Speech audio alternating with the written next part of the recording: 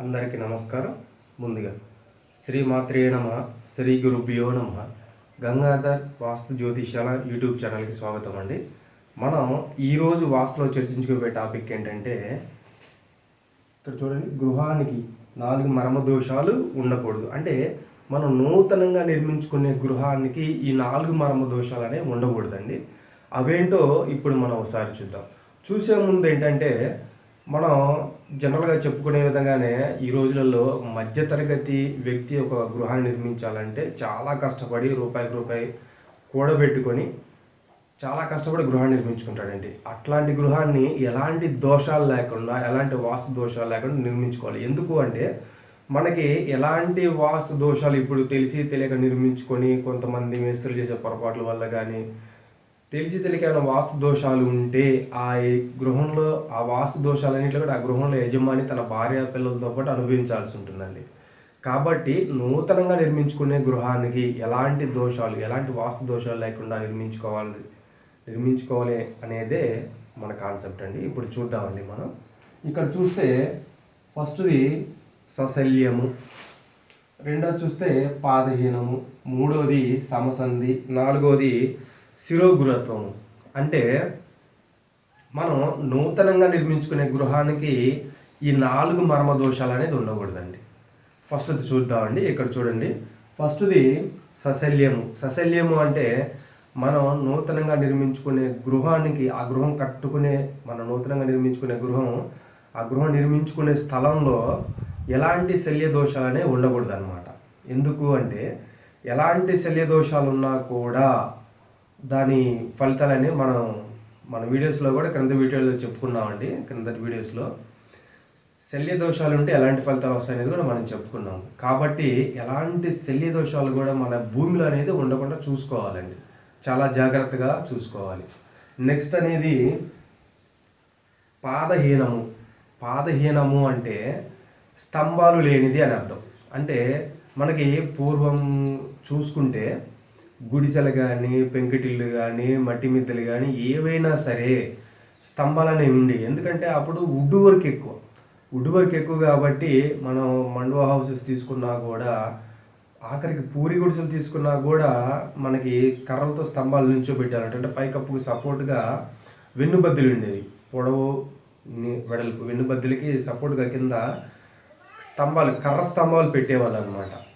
అట్లా ఉండేవన్నమాట. అంటే ఈ రోజులలో మనకు అలాంటి ఇబ్బంది లేదండి. ఎందుకంటే మనకి ఇప్పుడు మనం అంత కాంక్రీట్ సిస్టమ్ వచ్చింది కాబట్టి మనం వేసే పిల్లర్స్ కూడా పాదాల కిందకి లెక్క వస్తాయి కాబట్టి మనకి ఇప్పుడు ఆ సమస్య ఏం లేదు. నెక్స్ట్ సమసంధి. ఇదనేది ఈ టాపిక్ కొంచెం జాగ్రత్తగా గమనించాలండి. ఈ సమసంధి అనేది కొంచెం మనం జాగ్రత్తగా చూసుకోవాల్సిన టాపిక్. ఎందుకంటే నూతనంగా గృహం నిర్మించే గృహ యజమాని కూడా చాలా జాగ్రత్తగా చూసుకోవాల్సిన టాపిక్ అండి. చూద్దాం ఇప్పుడు మనం. ఇప్పుడు ఇవి 4 పిల్లర్స్ అనుకోండి. అంటే ఈ 4 పిల్లర్స్ మధ్య ఒకటే గది పడింది. దీనికి ఒక 2 పిల్లర్స్ ఎక్స్ట్రా వేసామనుకోండి, ఇక్కడ 2 గదులు, అంటే ఇట్లా సమసంధి. దీన్ని ఈ 2 పిల్లర్ల మధ్యని ఈ గది ఏరియాని సంధి అంటారు. ఇప్పుడు ఈ 4 పిల్లర్ల మధ్య చూసుకుంటే ఒకటే, అంటే సంధి, అంటే బేస్ సంఖ్యలాగా ఒకటే సంధి వస్తుంది. ఇంకో 2 పిల్లర్లు ఎక్స్ట్రా యాడ్ చేసుకుంటే సమసంధి, అంటే సరి సంఖ్యలాగా సమసంధి 2 గదులు వస్తుంది. ఈ 6 పిల్లర్లకి ఇంకొక 3 పిల్లర్లు యాడ్ చేయండి, 4 గదులు వస్తుంది. చూడండి, ఈ 4 పిల్లర్ల మధ్య ఒక గది, ఈ 4 పిల్లర్ల మధ్య ఒక గది, ఈ 4 పిల్లర్ల మధ్య ఒక గది, ఈ 4 పిల్లర్ల మధ్య ఒక గది. ఇట్లా సమసంధి రావాలి. మనం గృహం ఎంత పెద్దదైనా సరే, ఇంకా పెద్దది మన గృహం ఇంకొంచెం పెద్దది అనుకోండి, ఇక్కడ ఇంకో 3 పిల్లర్స్ వేసుకోండి, 2 గదులు పెరిగింది. అంటే 2, 4, 6 ఇట్లా సమసంధి వచ్చేలాగా చూసుకోవాలి పిల్లర్స్ మధ్యలో. ఇది చాలా ఇంపార్టెంట్ పాయింట్ అండి. చాలా జాగ్రత్తగా చూసుకోవాలి. కానీ కొంతమంది గవర్నమెంట్ ఆఫీస్కి, గవర్నమెంట్ క్వార్టర్స్కి, ఇంజనీరింగ్ బిల్డింగ్స్కి, వీటికి చాలా వరకు ఇక్కడ ఒక మూల పిల్లర్ తీసేసి ఇక్కడ ఇట్లా ఉంటుందండి. ఇక్కడ సింహద్వారం పెట్టడం, లేదా తిటి పెట్టడం, ఈ కోణం అనేది ఇక్కడ ఖాళీగా ఉంటుంది. ఇక్కడ ఏం చేస్తారంటే వీళ్ళు కొద్దిగా ప్లాట్ఫామ్ లా కింద సిమెంట్ వేసుకొని నీట్గా చేసుకొని ఇక్కడ కూర్చొని పేపర్ చదవటము, టీ తాగటము, ఈవినింగ్ టైంలో ఒక 5 నిమిషాలు కూర్చోవడము అలా చేస్తూ ఉంటారు. ఇప్పుడు ఇక్కడ ఒక్క పిల్లర్ కట్ చేయడం వల్ల ఇక్కడ చూడండి, ఇవి 2, ఇవి 2 4, ఇది 1 5. ఇక్కడ సమసంధి రాలేదు, బేస్ సంధి వచ్చింది. ఇట్లాంటి పాయింట్లు చాలా జాగ్రత్తగా గమనించాలి. మనం ఏం చెప్పుకుంటున్నాం, సమసంధి ఉండాలి ఖచ్చితంగా అని చెప్పుకుంటున్నాం. ఒక్క పిల్లర్ కట్ చేయడం వల్ల చూడండి ఒక గది తగ్గిపోయింది, ఒక గది తగ్గిపోయింది. ఎప్పుడైనా సరే మనకి సమసంధి ఉండాలి. కాబట్టి ఇక్కడ ఒక్క పిల్లర్ వేసారనుకోండి, ఇప్పుడు సమసంధి, ఇవి 2 గదులు, ఇవి 2 గదులు, ఇవి 2 గదులు, 6 గదులు. అయితే దీంట్లో ఇప్పుడు మనకి డబుల్ బెడ్రూమ్, ట్రిపుల్ బెడ్రూమ్ ఇట్లా వేసుకుంటున్నాం కాబట్టి మనకి బెడ్రూమ్ సెట్ చేసుకోవడం అది వేరే విషయం. కానీ ఈ పిల్లర్ల మధ్య మటుకు ఇట్లా సమసంధి రావాలి, సమసంధి వచ్చేలాగా చూసుకోవాలి, బేసిక్ సంధి వచ్చేలాగా చూసుకోకూడదు. ఈ పాయింట్ అనేది అందరూ జాగ్రత్తగా గమనించవలసిందిగా.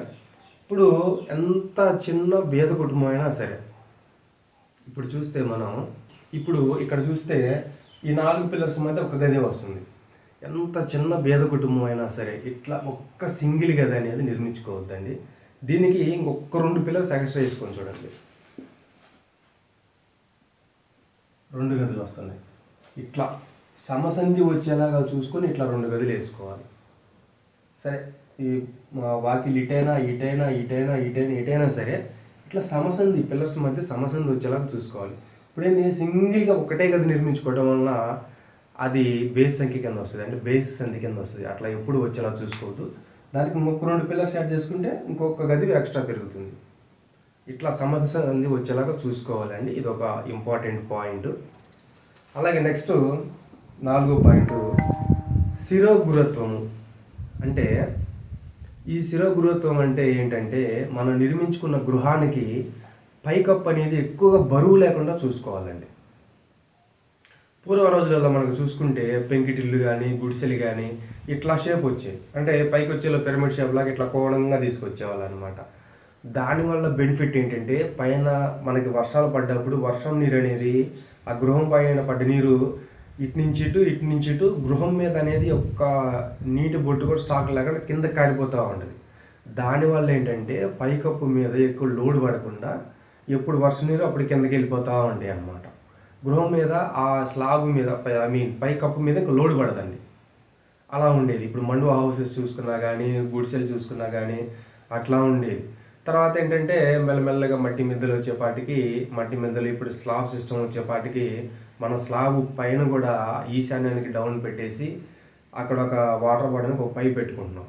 దానివల్ల ఏంటంటే ఇప్పుడు మనం ఒక వర్షాలు కంటిన్యూషన్ ఒక 3 days 4 days పడ్డాయి అనుకోండి, అప్పుడు ఆ స్లాబ్ పైన ఉండే వాటర్ ఏంటంటే, ఇప్పుడు స్లాబ్ గృహం కన్స్ట్రక్షన్ జరుగుతుంది, కన్స్ట్రక్షన్ మొత్తం అయిపోయింది, పైన పెట్టకూడ కట్టేసాం, ప్లాస్టింగ్ అంతా అయిపోయింది. ఆ ఈశాన్య మూలకి వాటర్ మూల పెట్టేసి అక్కడ ఒక వాటర్ పైప్ లైన్ కిందకి వెళ్ళిపోయే విధంగా పెట్టుకుంటాం. అప్పుడు ఏంటంటే ఒక కంటిన్యూషన్గా 3-4 days వర్షాలు పడ్డప్పుడు ఇక్కడ చూస్తే నైరుతి మూలని ఎత్తి పెడతాం కాబట్టి అక్కడ ఏం స్టాక్ ఉండవు. ఇక్కడ ఈశాన్యానికి వెళ్ళేపాటికేమో ఒక 2-3 అంగుళాలు ఇంతలోతు నీళ్ళు నిలబడతా ఉంటాయి. అక్కడ ఏమైనా పైప్ అనేది చిన్న పైప్ పెడితే త్వరగా నీళ్ళు వెళ్ళలేని పరిస్థితి అయితే ఇంతలోతు కూడా నీళ్ళు నిలబడతాయి. అప్పుడు ఏంటంటే ఆ మూలకి వెళ్ళేపాటికి స్లాబ్ మీద లోడ్ పెడతా ఉంటుంది. అట్లా ఎక్కువ స్లాబ్ మీద అంటే పైకప్పు మీద ఎక్కువ లోడ్ పడకుండా చూసుకోవాలన్నమాట. ఇవి గృహ యజమాని చాలా తీసుకోవాల్సిన జాగ్రత్తలు అండి. ఇట్లా చూసుకోవాలి. నూతనంగా గృహం నిర్మించుకునే ప్రతి ఒక్కరు కూడా ఈ 4 పాయింట్లు అనేది తప్పనిసరిగా ఈ 4 పాయింట్లు చెక్ చేసుకొని ఈ 4 పాయింట్లలో జాగ్రత్తలు తీసుకోవాలండి. ఈ వీడియో కనుక మీకు నచ్చితే లైక్ చేయండి, షేర్ చేయండి, మీ ఫ్రెండ్స్ అండ్ ఫ్యామిలీ మెంబర్కి షేర్ చేయండి. మనం నెక్స్ట్ ఇంకో టాపిక్ ఇంకో వీడియోతో మళ్ళీ కలుద్దామండి. అంతవరకు సెలవు. జై శ్రీరామ్.